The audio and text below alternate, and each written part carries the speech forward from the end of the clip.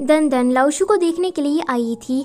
वो उसे कहती है कि वुजिया नोवेल में तो हम एक ही झटके में मैजिक के जरिए ठीक हो सकते हैं, लेकिन रियल लाइफ में ऐसा क्यों नहीं होता। लाउशु कहता है कि दन मुझे ऐसा लगता है कि मैं कभी खड़ा नहीं हो पाऊंगा।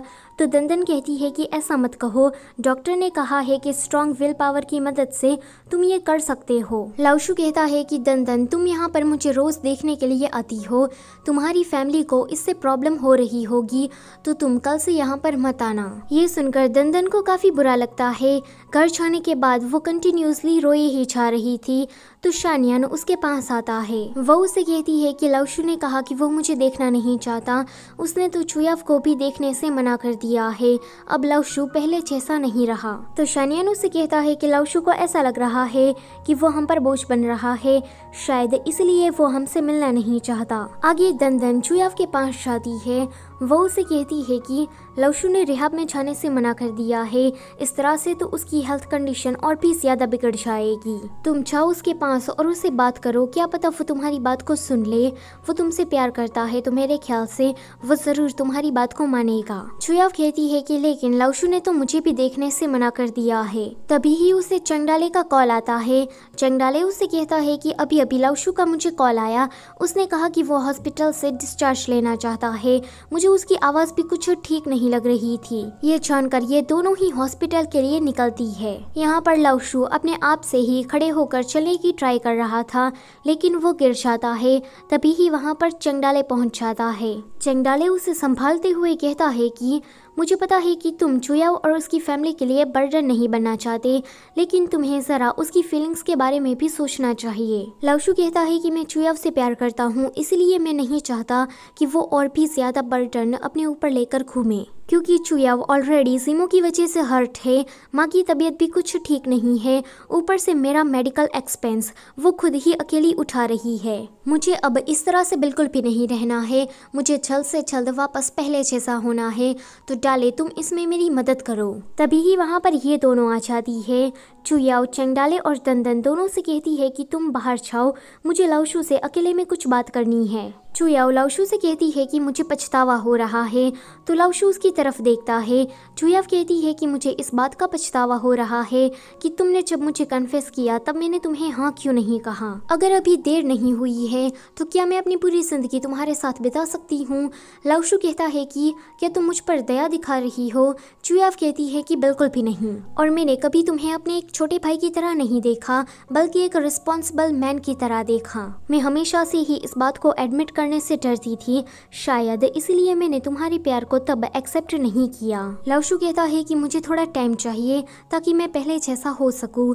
चुयाव कहती है कि मैं तुम्हारा इंतजार करूंगी, तब तक करूंगी जब तक कि तुम मुझे शादी के लिए प्रपोज नहीं करते, पर प्लीज इस टाइम में तुम मुझे खुद से दूर मत कर देना। ये सुनकर लाउशु एक स्माइल कर देता है। दूर से उन दोनों को चंगडाले देख रहा था। वो दन से कहता है कि बात बन गई। जब वो कंपनी आता है तो बहुत ही ज्यादा स्माइल कर रहा था। ये सभी लोग उसे पूछते हैं कि ऐसी भी कौन सी बात हो गई कि तुम इतनी ज्यादा स्माइल कर रहे हो। चंगडाले कहता है कि लाउशु को हॉस्पिटल से डिस्चार्ज चाहिए, एंड इसमें मेरा सबसे बड़ा हाथ है क्योंकि मैंने चुयाव को कॉल किया था। ये लोग उसे कहते हैं कि बात को घुमाओ मत, सीधे सीधे कहो। तो चंगडाले कहता है कि चुयाव के वहां आने के बाद चुयाव ने लाउशु को कन्फेस किया। ये सुनकर सभी लोग शॉक। ये दोनों कहते हैं कि हमें और भी बताओ ना कि वहाँ पर क्या क्या हुआ। तो नियो कहती है कि तुम लोग मैन हो, तुम लोग औरतों की तरह चुगली क्यों कर रहे हो। ये सुनकर ये दोनों ही चंगडाले को साइड में लेकर जाते हैं एंड उसे कहते हैं कि लाउशु ने तो अपनी नैया पार कर ली, अब तुम नियो को कब कन्फेस करने वाले हो। डाले कहता है कि मेरे पास एक बहुत ही ठासू प्लान है, बस मैं सही टाइम का इंतजार कर रहा हूँ। यहाँ पर लाउशु ने एक्सरसाइज करना शुरू कर दिया था।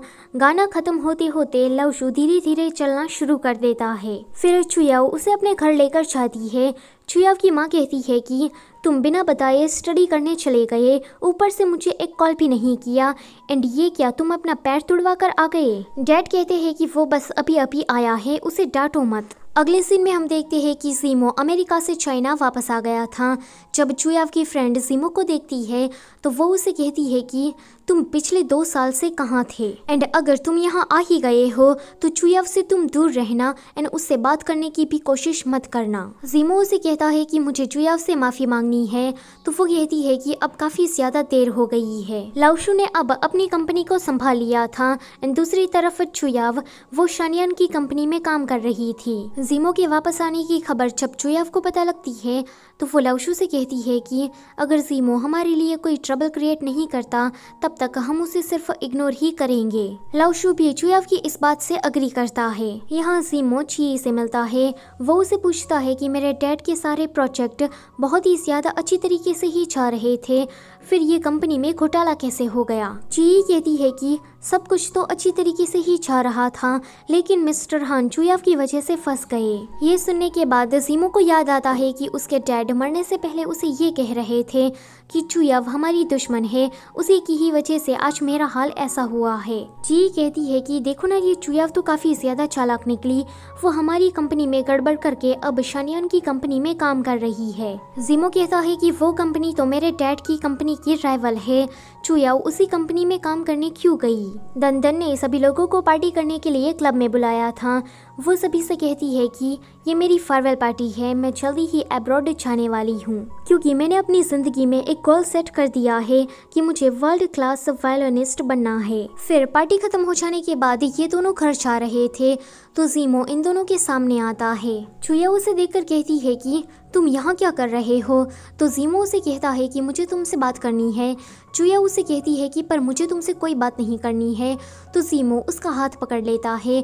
लाओशु उसका हाथ झटक कर उसे कहता है कि इससे तुम दूर रहना। इतना कहकर लाओशु चुयाव को वहाँ से लेकर चला जाता है, लेकिन वो अगले दिन जीमो से पर्सनली मिलने के लिए जाता है। जब वो जा रहा था तो चुयाव की फ्रेंड उसे देख लेती है, जल्दी से ये बात चुयाव को बता देती है। लाओशु जीमो से कहता है कि तुम्हारी वजह से चुयाव काफी ज्यादा परेशान हुई है, तो तुम फ्यूचर में उसके लिए और भी परेशानियां खड़ी मत करना। जीमो कहता है कि मैंने सुना है कि अब तुम दोनों भाई बहन साथ में हो, तुम दोनों तो सच में कमाल के हो। हाई स्कूल से लेकर आज तक मैं चुयाव के पीछे पड़ा रहा, लेकिन मुझे तो इस बात का कभी पता ही नहीं चला। तुम दोनों भाई बहन ने मुझे बंदरों की तरह नचवाया है, तुम दोनों सच में काफी डिस्गस्टिंग हो। ये सुनकर लाओशु उसे मारता है, तभी ही वहाँ पर चुयाव आ जाती है। जीमो उसे कहता है कि चुयाव ये तो लंगड़ा हो गया है, भला ये तुम्हारा ध्यान फ्यूचर में कैसे रख पाएगा। तो चुया उसे कहती है कि मेरी मर्जी, मैं जिसके भी साथ रहूं, इससे तुम्हें क्या। इतना कहकर वो लाओशु को लेकर वहां से चली जाती है। उसके बाद वो फिर से जीमो के पास आती है एंड उसे एंगेजमेंट रिंग देते हुए कहती है कि आज से मेरे और तुम्हारे बीच में सब कुछ खत्म हो रहा है। जीमो उसे कहता है कि तुमने तो कभी मेरे साथ शादी करने के बारे में सोचा ही नहीं होगा। तो चुयाव कहती है कि मैंने सोचा था, मुझे तुम्हारे साथ रहना था, लेकिन जो तुमने किया उसके बाद मेरा मन बदल गया। जीमो कहता है कि झूठ मत कहो, क्या तुमने कभी भी मुझसे प्यार किया है। वो कहती है कि कभी भी नहीं। इतना कहकर चुया वहाँ से चली जाती है।